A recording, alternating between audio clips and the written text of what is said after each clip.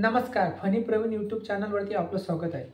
तळोजा ते खारघर जो फ्लायओव्हर बनत आहे तो येणाऱ्या जूनमध्ये याचं म्हणजे जो भाग आहे तो वाहतुकीसाठी खुला होणार आहे, अशी माहिती जी आपल्याला सिडको महामंडळाचे जे जनसंपर्क अधिकारी आहेत प्रिया रणतांबे मॅडम यांनी दिलेली आहे। ही बातमी लोकसत्ता सुद्धामध्ये आलेली आहे। ही बातमी काय कशी याची माहिती आपण आता पाहणार आहोत। चॅनलवर तुम्ही पहिल्यांदा असाल चॅनलला सबस्क्राइब करा, व्हिडिओला लाईक करा, म्हणजे सिडको लॉटरीचे असे लेटेस्ट नोटिफिकेशन तुमच्यापर्यंत पोहोचत जाईल।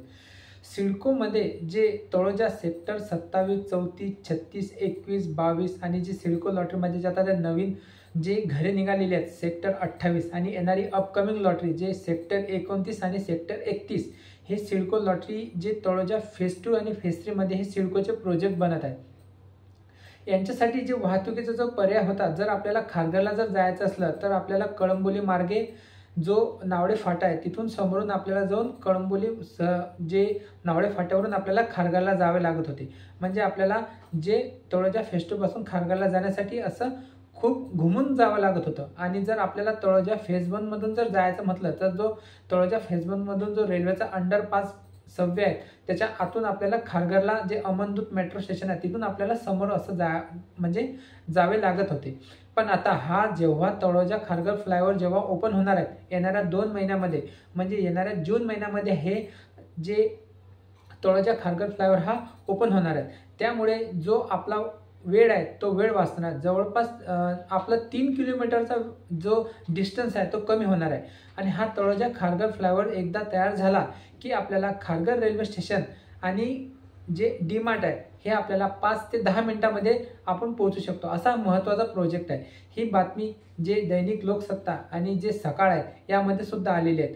ही बातमी काय कशी आहे आपण त्याची माहिती पाहणार आहोत। तर चला आपण आता व्हिडिओला सुरुवात करू। बघा साईडला बातमी लावलेली आहे की जून पासून तळोजा खारघर अंतर 5 मिनिटांमध्ये। खारघर उपनगर आणि तळोजा फेज 2 या दोन्ही उपनगरांना जोडणाऱ्या महत्त्वाच्या उड्डाणपुलाचे काम पूर्ण झाले असून खारघर येथे पोहोच रस्त्याचे काम आता जून महिन्यामध्ये पूर्ण होईल, असे सिडको नियोजन मंडळाने केलेले आहे। या रस्त्याच्या पूर्णत्वामुळे दोन्ही नोडमधील अंतर तब्बल 3 किलोमीटरने कमी होणार आहे। प्रवासाचा वेळही 10 ते 12 मिनिटांनी वाचणार आहे असून विशेषतः तळोजा फेज 2 मध्ये जे रहिवासी आहे यांना मोठा दिलासा मिळणार आहे। जून महिन्यात या रस्त्याचा वापर सुरू करण्याचे नियोजन सिडको मंडळाने केल्यामुळे अवघ्या 5 मिनिटात या वाहनाने खारघर तळोजापर्यंत आपल्याला पोहोचता येईल। सिडको महामंडळाने फेब्रुवारी महिन्यात जाहीर केलेल्या 26,000 घरांच्या सोडतीमध्ये 12,000 घरं ही तळोजा वसाहतीमध्ये आहे। तळोजाची भविष्यातील ओळख अप्पर खारघर अशी ओळख करण्यासाठी सिडको महामंडळाने कंबर कसली आहे, परंतु खारघर उपनगराप्रमाणे तळोजावासियांना सुविधा मिळत नसल्याने तळोजावासीय हैराण झाले। तळोजावासियांना खारघरपर्यंत पोहोचण्यासाठी नवी मुंबई महानगरपालिकेची परिवहन उपक्रम बस सेवा आहे ती सिडकोची मेट्रो सेवा याशिवाय 3 आसनी रिक्षा अशा सार्वजनिक पर्यायाचा वापर करावा लागतो। पण हा जेव्हा फ्लायओव्हर तयार होणार आहे त्यानंतर आपल्याला जे खारघरला 5 मिनिटांमध्ये पोहोचणार आहे। आणि जी बातमी आहे जी रणतांबे मॅडम आहेत त्यांनी सुद्धा सांगितलेलं आहे, सिडको महामंडळाने वसाहतीचे निर्माण करताना या वसाहतीमधील पायाभूत सुविधा सर्वसामान्यांना मिळण्यासाठीचे नियोजन केले आहे।